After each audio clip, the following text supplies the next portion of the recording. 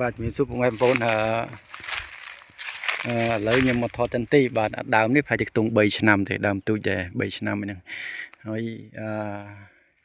អានេះការខ្ញុំថតប្រហែលខែមុនខ្ញុំអត់បានថតមួយសារទៀតចឹងវីដេអូខ្ញុំចេញយ៉ាងយូរទេបងប្អូន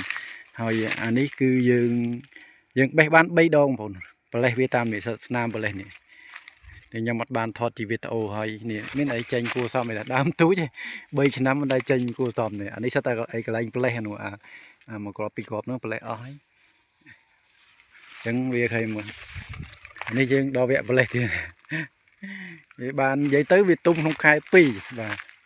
ខែ2ប៉ុន្តែគាត់ខែ2ហ្នឹងវាយើងរើសបានតិចទេបាទតែឥឡូវចូលវិញខែគួរសមបាទហើយតាមតិចតួចហ្នឹងនោះមើលឃើញដើរប្រលេះបានបាទទៀបវាចំណេញយើងប្រលេះចឹងទៅវាធ្ងន់ដូចថាមានន័យថាយើងយកទៅលក់ទៅវាបានទម្ងន់បានធ្ងន់ល្អហើយនេះដើមនេះធំតិចអានេះប្រហែលជា4ឆ្នាំនេះហើយ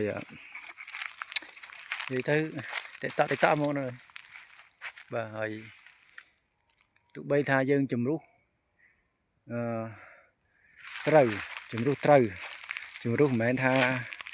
ត្រូវមកទាំងអស់បងណាត្រូវមកបានហើយខ្ទង់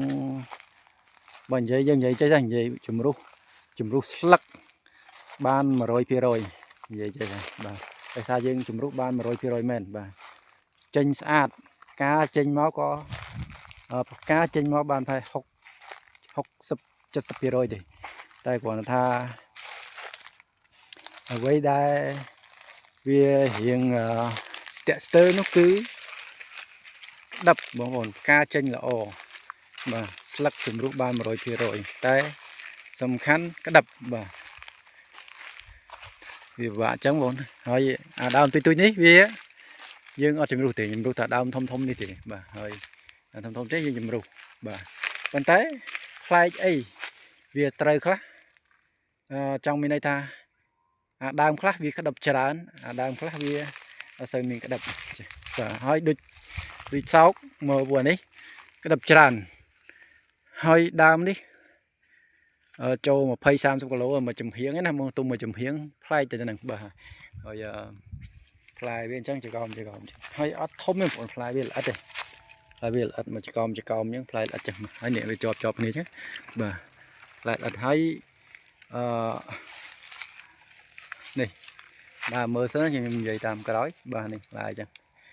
បាទអានេះអត់សូវផ្លែណាព្រោះខ្ញុំរើស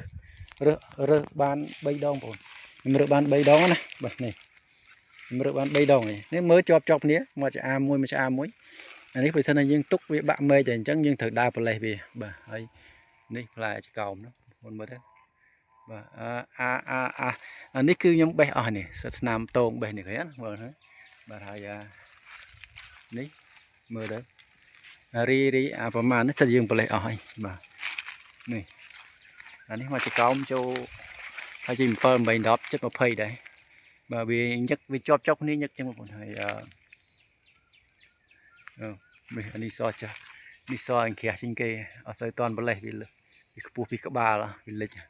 នោះវានៅកប់ប៉ប់លឹកនោះច្រើនណាទុំហើយមើលខ្ញុំរើសបាន3ដងបងប្អូននេះស្នាមខ្ញុំរើសនេះបាទអញ្ចឹងផ្លែច្រើននិយាយថាដើមចំហៀងហ្នឹងបងប្អូនផ្លែច្រើនណាដើមផ្សេងទៀតវាមិនមែនថាអត់ផ្លែដែរតែគាត់ថាវាអត់បានដូចអាដើមនេះទេនេះទៅស្នាមប្រលេះហ្មងចាស់ច្រើនយកវាឈូសទៀតនេះយកវារើសទៀតស្នាមប្រលេះបាទវាចេញគូសំអានេះមិនគូសំចេញច្រើនហ្មងព្រោះវាចេញមកទីកោមចង់ឲ្យបានត្រឹម5-10ចុះក្រោមទេអានេះចិត្តខ្ញុំបងប្អូនបានពីណាចង់ថាបាន7 8ក៏បានតែខ្ញុំចង់ឲ្យបានត្រឹមមកចកោមបានប៉ុណ្ណឹងប៉ុន្តែនេះរៀងផ្លែជ្រុលបន្តិចហើយបានត្រឹមមកចកោមបាន5-10ទៅបានដែរបាទ5-10វាមិនធំមិនតូចទេបងប្អូន5-10ក្តឹបវាសមល្មមគ្រាប់ប៉ុណ្ណឹង5-10ហើយវាញឹកចឹងបើសិនតែរាយវិញយើងមើលទៅជួនកាលឃើញច្រើនប៉ុន្តែប្រៀបធៀបទៅវាអាចចាញ់អាចកោមនេះទេបាទមូលហេតុទេដោយសារតែខ្ញុំ ខាងនោះប្រហែលជួរនោះទុំមកចំហៀងអញ្ចឹងទៅពេលទៅមកចំហៀងហ្នឹងទុំតិចនេះបងប្អូនត8ក្តាប់7ក្តាប់ទៅខ្ញុំរើសអស់លីង7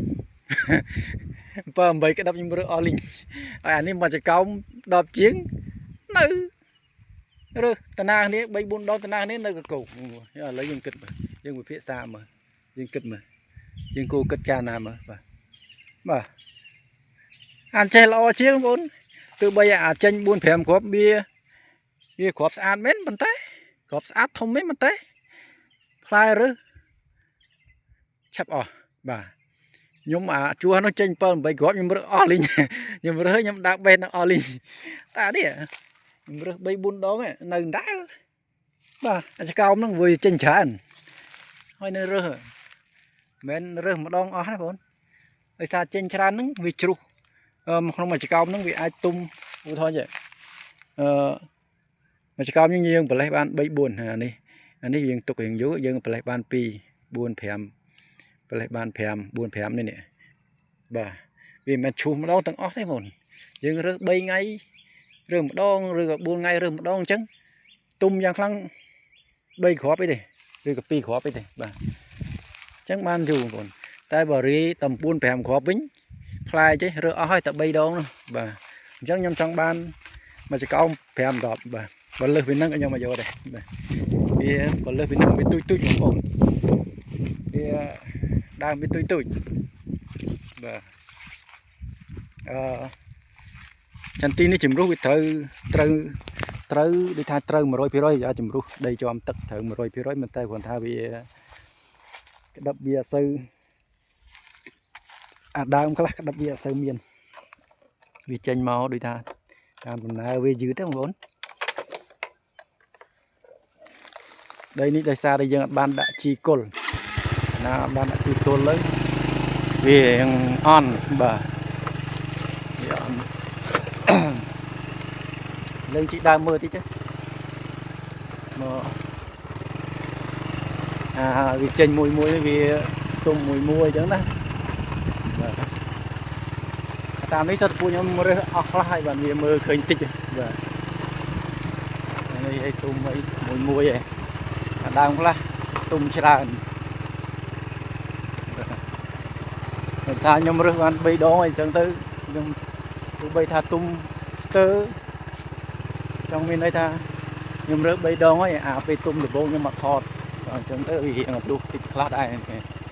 វារៀងលុះតិចណាបងប្អូននេះខាងក្រោមជ្រុះទៀតនេះយើងថតហ្មងឲ្យចាញ់ចិត្តហើយថាយើងថតទៅមកកន្លែងយើងជីកថតមើលហ្មងណាមក09នេះជ្រុះច្រើនហើយយើងថតដាក់មើលចុះក្រោមមួយជ្រុះអស់ក្រោមជ្រុះច្រើនអានេះខ្ញុំទៅរើសបានប្រហែល3 ថ្ងៃណាបងប្អូនរើស3 ថ្ងៃទេបាទឥឡូវយើងដើរមើល09នេះយើងរើសបានច្រើនបងប្អូន09នោះហើយមកយូធំឯងរើសបានច្រើនណាស់រើសចង់ឲ្យលុះហើយ09ផ្លែរីទេតែរើសចង់ឲ្យលុះហើយឥឡូវអាចរើសបានទៀតនេះម្លង3 ថ្ងៃទៅថ្ងៃហ្នឹងទុំពេញទៀតឥឡូវបងប្អូនទៅមើលកន្លែងនេះជូពេញដីទៀតនេះទៅមើលមកចកោម7 8វគ្គមុនផ្លែមុនគេរៀងដាក់បេះអស់ហើយនេះចកោម7 8ឥឡូវអស់លីងមើលនេះសិតស្នាមខ្ញុំបេះនេះខ្ញុំបេះអស់ហើយអាហ្នឹង7 8ហ្នឹងរើសផ្លែ2 ដង 3 ដងអស់លីងវាផ្លែអស់លីងបាទមើលសល់មកគ្រាប់ទេ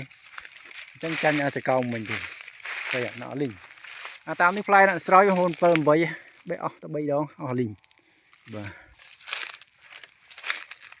នេះស្នាមរើសនៅក្រៀមខាងក្រោមនេះបោះចោលនៅក្រៀមហើយអស់ហើយនេះសល់ដែរសល់1 2 3 សល់តិចបាទមានអី09នាងក្រែលហើយប៉ុន្តែផ្លែរាយបាទ09ទុំចាប់ដើមរើសទៀត rôm buồn nâng ống mới ta lấy phân hết đấy và ngày nâng phải chỉ học buồn này ta lấy chân tì dương ở tại ba rồi ta lấy năm hồi dương giờ này thì tuổi tới ba là vừa chân tì này chuyện chán nhưng thơ luôn anh nhưng mà sẽ chủ cái phòng chủ cái và chủ cái chẳng pra tắc lui kìa đá nữa nha thơ mình tới spay mà có mà rất muốn tới để hơi bàn lưới tinh chi tiết là so lưới khác chai và ấy thế thì xong rung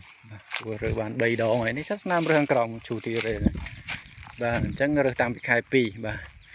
lấy video việc là khai pi ấy châu khai bầy ấy và chân tí ní nơi tranh màu vẽ pi vẽ tiết tranh nhà đập nhẹ bò bò là tới tụi này vẽ toàn tranh anh ấy tranh môn mê với anh ấy nơi ca gì thì này tranh buồn đọp thì này tranh làm cào vậy và hay ở bên ấy mà môn về tậpนะ chấm riệp liệt ở đây màជួយ subscribe YouTube ផងដើម្បីឲ្យមើលវីដេអូយើងផ្លាច់ៗដូចខ្ញុំឲ្យខ្ញុំចេញវីដេអូមកថ្មីៗឲ្យបងប្អូនមើលទេសនាទៀតហើយដើមទូជាងគេមកជាកោមគួសមណាចេះខ្លែងគេដែរបាទជំរាបលាបងប្អូនហើយបាយបាយ